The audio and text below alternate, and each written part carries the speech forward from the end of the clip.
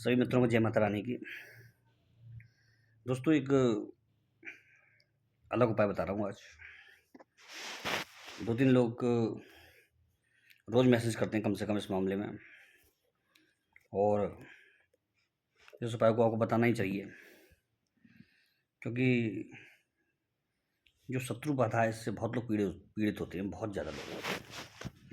ठीक है ना? तो इसकी जो शुरुआत होती है वो दुश्मनी से होती है, ज़्यादातर जेलसी से। या तो किसी से आपसे किसी की जेलसी है, दुश्मनी है, या वो इतना आपसे जलने लग गया, कुड़ने लग गया कि वो आपको बर्बाद करना चाहता है। कभी कभी आपकी जो उन्नति होती है, आपका जो आगे बढ़ना होता है, वो लोगों की आंखों में किरकिरी बन जाता है, तो वो शत्रु बन जाते हैं आपके। कुछ लोग होते हैं जिनको आगे बढ़ करके आप जान के लड़ाई लेने में मज़ा आता है, वो भी शत्रु बन जाते हैं आपके। कुछ लोग ऐसे भी होते हैं जो कुछ नहीं करते धरते, लेकिन सामने वाला कुछ करता धरता है, या आगे बढ़ने की कोशिश करता है, उन्नति प्राप्त करता है, उच्च ऊंचाइयों में पहुंचता है, तो वो शत्रु बन जाते हैं। तो शत्रुओं से छुटकारा पाने का, उनसे निपटने का और उनको दबाने का मैं आपको कुछ अचूक उपाय बता रहा हूँ, जो हमेशा वक्त आने पर कारगर सिद्ध हुए हैं, और इसका प्रभाव भी देखा गया है। शत्रु उससे अगर 10 गुना, 20 गुना, 50 गुना, 100 गुना शक्तिशाली होता है, तो भी वो दबता है इससे। तो आपको एक चीज़ तो मालूम ही होगी कि जब जो ज़्यादातर शत्रुओं के लिए उपाय किए जाते हैं, या फिर पूजा की जाती है, अनुष्ठान किए जाते हैं, उनमें पंचमुखी हनुमान, माता बगलामुखी कवच, प्रत्यंगिरा, काल भैरव या भैरव के और रूप, ये किए जाते हैं। ठीक है?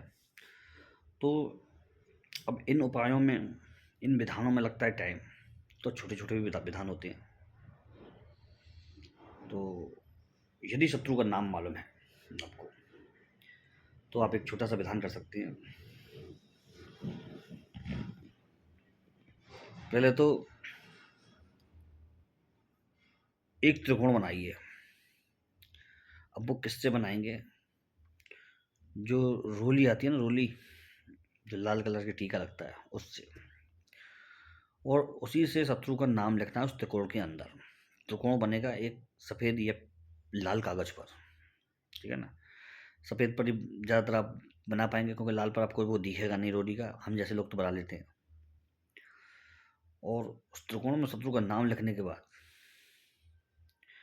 नीचे उसमें लिखना है सर्व बाधा शमनम कुरु कुरु स्वाहा। सर्व बाधा शमनम कुरु कुरु स्वाहा,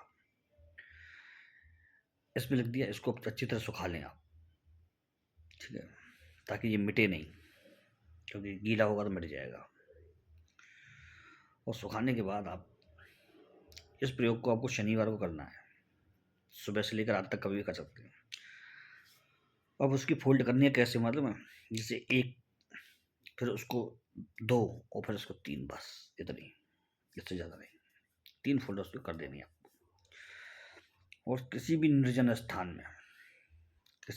स्थान में कोई आक का पेड़ हो, या पीपल का पेड़ हो, और या फिर बरगद का पेड़ हो, उसके नीचे या उसके आसपास इसको ज़मीन में 6 इंच या 1 फुट गड्ढा खोद करके उसको दबा दें। इस तरह दबाएं कि वो जल्दी नहीं निकल पाए, तभी इसका प्रभाव शत्रु पर होगा। अब ये तो आपने कर दिया। अब इसको पूर्ण करने के लिए आपको मंत्र प्रयोग करना पड़ेगा। मंत्र प्रयोग कौन सा है, मैं आपको बता दूं। ओम ह्रीम बगलामुखी सर्वशत्रु नाशनम कुरु कुरु स्वाहा। ओम ह्रीम बगलामुखी सर्वशत्रु नाशनम कुरु कुरु स्वाहा। मात्र ये मंत्र है। इससे कोई आपको नुकसान नहीं होगा, शत्रु शांत हो जाएगा, चुप पे बैठ जाएगा, और वो आपको कभी भी परेशान करने की कोशिश नहीं करेगा। ठीक है? एक उपाय ये हो गया। दूसरा उपाय हो गया काले तिल। और काले तिल नहीं ले सकते तो काली उड़द, इसको लेकर के, और उसमें थोड़ा सा घी मिला करके, या फिर सीधे काले तेल लेकर के उसमें थोड़ा सा घी मिला करके, और जितने काले तेल हैं उतनी मात्रा में जो हवन सामग्री आती है उतनी मात्रा में मात्र लेनी है, थोड़ी सी बस। ठीक है ना? वो मिला लें। और लकड़ी कोई भी हो, फिर उसको हवन करना है। और मंत्र होगा ओम काल भैरवाय हुम फट स्वाहा। ओम काल भैरवाय हुम फट स्वाहा। ठीक है, ये होगा। अब इसकी जो आहुतियाँ होंगी वो बता दूं मैं। 251 आहुतियाँ देंगी इसकी। 251 बार मंत्र जाप होगा हवन के साथ, विद हवन। आप उसी दिन से महसूस करेंगे कि शत्रु आपका हल्का पड़ने लग गया, शांत होने लग गया, धीमा पड़ने लग गया है। इसमें जो इसके साइड इफेक्ट थोड़े से देखे गए वो तब देखे गए हैं जब आपके पास कोई नेगेटिव एनर्जी या नकारात्मक ऊर्जा होती है या घर में, तो वो इससे मतलब परेशान होकर के वो आपको परेशान करती है। यदि ऐसा कोई ऊर्जा का आपके संग कोई मैटर नहीं है तो आप इसे कर सकते हैं, तो आपको दिक्कत नहीं होगी। फिर वो शत्रु पर ही असर करेगी, नहीं तो नकारात्मक ऊर्जा आपको उस मंत्र को छुड़वाएगी, आपको परेशान करेगी। जी मैंने बहुत जगह अनुभव किया लोगों के साथ, बहुत लोगों ने बताया इस बात को।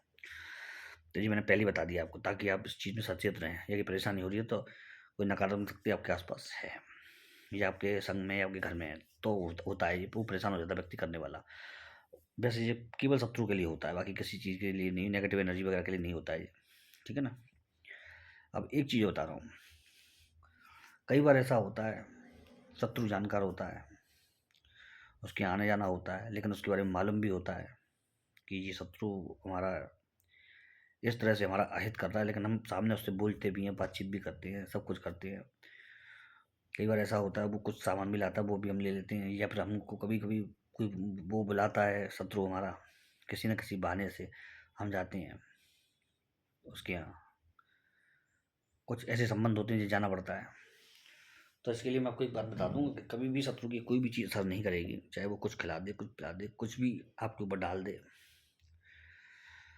अगर आप एक काम करते रहेंगे, अब वो काम क्या है आप पूछेंगे क्या है। ओम ह्रीम काले के किली किली फट स्वाहा। ओम ह्रीम काले के क्लीम क्लीम फट स्वाहा। और इसमें क्लीम नहीं है, ध्यान रखना, आगे ओम ह्रीम काल के है, बस से ओम क्लीम काल के कर देंगे अगर गलती से, तो नहीं। ओम ह्रीम काल के क्ली क्ली फट स्वाहा। इस मंत्र को आप मन ही मन बोलते रहें शत्रु के यहाँ जाते समय, और वहाँ पर जब तक ध्यान रहे तब तक मंत्र बोलें, भूल जाए तो कोई दिक्कत नहीं है। इस मंत्र का ये प्रभाव होगा, कोई भी चीज़, कोई भी टोना, कोई भी टोटका, कोई भी क्रिया आपके ऊपर हावी नहीं होगी। कुछ भी खिला दिया, जब जाए पिला दिया, जब उन सबकी चीज़ों के असर वहीं पर ख़त्म हो जाएंगे। तो जीवन मैंने बहुत आपको बढ़िया चीज़ बताई है, क्योंकि कई बार ऐसा होता है कि लोग वो मजबूरी में जाते भी हैं, प्रोग्रामों में उनके यहाँ खाते भी हैं, सब कुछ करते हैं, और कभी कभी वो खुद खिला देते हैं लोग बाग जो दुश्मन होते हैं। तो आपको इससे कोई भी खतरा नहीं रहेगा। तो ये चीज़ बढ़िया है। एक उपाय और जो कई जगह से बताया गया, शास्त्रों में भी उपाय है कि जो शुद्ध वाला भोजपत्र आता है आपके पास, उस भोजपत्र पर शत्रु का नाम लिखें लाल स्याही से। वैसे जो बताया गया है, जो विधान में है, मूल विधान में, वो अष्टगंध से बताया गया है। अष्टगंध शुद्ध बहुत मुश्किल से मिलती है। और अनार की कलम होती है ना, जो इसमें या तो नीम की कलम होती है, नीम की डंडी की, या फिर अनार की लकड़ी होती है उसकी कलम होती है। ये चीज़ें बहुत मायने रखती हैं, ध्यान रखना मित्रों। क्योंकि कई लोग कहते हैं कि हमने ये किया, हमने वो किया, वो सफल नहीं हुआ। वो सफल क्यों नहीं हुआ मालूम है? पूरे विधि विधान नहीं अपनाए उसमें, इसलिए सफल नहीं हुआ। तो इसको लाल पेन से लिख सकते हैं आप भोजपत्र पर। ठीक है। और लाल पेन से लिख सकते हैं, मजबूरी में यदि है उपलब्ध तो अनार की कलम, अनार की डंडी ले लें, या फिर उससे इसको लिखें। ठीक है ना। शत्रु का नाम भोजपत्र पर, और भोजपत्र पर नाम लिखने के बाद शत्रु का, ये रवि पुष्य में होता है ज़्यादातर। वैसे जो किताबों में या नेट पे उपलब्ध जानकारी होगी उसमें ये सब चीज़ें नहीं लिखी होंगी, मुझे मालूम है नहीं होगा, क्योंकि इतना विस्तार से कोई नहीं बताता है। ये प्रयोग जहाँ तक होता है रवि पुष्य में होता है। ठीक है। और नहीं तो फिर होता है अमावस्या को। ठीक है, ठीक है। और इन दोनों में कोई मुहूर्त नहीं मिलता तो फिर होता है सप्तमी को, जो कालरात्रि की होती है। ठीक है ना, उस दिन उसमें होता है। उसको फिर शहद की डिब्बी में फोल्ड करके 7 फोल्ड करने हैं उसके। किस तरह आप 7 फोल्ड करोगे आप, ये आपके ऊपर है। ज़रूरी नहीं है पूरे डबल करो, आप अलग से मोड़ करके भी कर सकते हो बाहर से, मतलब एक फोल्ड यूँ दिया, एक फोल्ड यूँ दिया, फिर यूँ दिया, ऐसे 7 फोल्ड करने हैं आपको। 7 बार उसको फोल्ड करने के बाद उसको शहद की डिब्बी में डाल देना है। ठीक है। सेल के डिब्बी को ऊपर से दबा देना। इससे क्या होता है मालूम है, जो शत्रु आपके बारे में कड़वे विचार रखता है, जहरीले विचार रखता है, उसके वो जहरीले विचार शहर में डूबने की वजह से मीठे विचारों में बदल जाएंगे। वो आपके लिए अच्छा सोचेगा, फिर शत्रुता उसकी धीरे धीरे उसके मन से समाप्त हो जाएगी। लेकिन ये प्रयोग पूर्ण नहीं है, सब जगह आपको यही प्रयोग मिलेगा, लेकिन ये प्रयोग पूर्ण नहीं है। इसमें आपको मंत्र जाप करना होगा। मालूम है क्या होगा मंत्र जाप? ओम क्लीम कृष्णाय नमः, ओम क्लीम कृष्णाय नमः। इसकी मंत्र जाप की जो माला होंगी 11 माला होंगी। फिर उस प्रयोग को करना, प्रयोग बिल्कुल फल देगा और सटीक फल देगा। इसको आप करके देखना। प्रयोग होती हैं, छोटी छोटी होती हैं, लेकिन वो कई जगह अधूरे पड़े हुए हैं, तो उस कार्य नहीं कर पाते। शत्रु के लिए जो एक छोटा सा और अचूक प्रयोग बता दे रहा हूँ, जो सर्वमान्य है, बहुत लोग उसको जानते भी हैं, करते भी हैं और होता भी है। शनिवार के दिन शाम के समय पे हनुमान जी के या राम जी के मंदिर में जाकर के बजरंग बाण का 11 बार पाठ करते हुए, बजरंग बाण का 11 बार पाठ करते हुए वहाँ 11 बूंदी के लड्डू बांटे। और 11 नहीं बांट सकते तो एक एक दो जो भी लगा सकते हैं, बूंदी के लड्डू का प्रसाद लगाएं। जितने लोगों के पास वो प्रसाद पहुंचेगा, छोटा थोड़ा थोड़ा थोड़ा थोड़ा, उतना ही आपका शत्रु डाउन होगा।